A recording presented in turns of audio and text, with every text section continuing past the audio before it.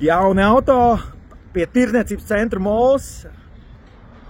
Kia EV9, interesanti, kur mums ir Renault sceniskā Eiropas gada auto uzvarētājs 2024.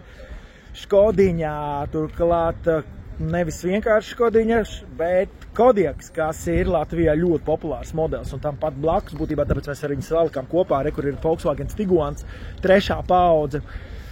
Nu, manuprāt, ir ļoti veiksmīgs izdevies. Jā, dizainā varbūt izskatās kā mazs Touaregs, kas ir plus, bet arī salonā ļoti kvalitatīva apdere. Mums gan, protams, ir pilnāka komplektācija, un tās auto maksā 50,000 eiro.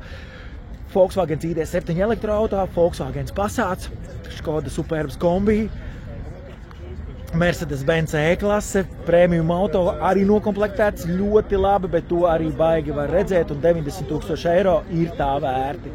Salons ir burvīgs. Vēl viens Latvijā populārs auto, dišpārdoklis, pilnīgi savādāks izskatās Toyota CHR modelītis.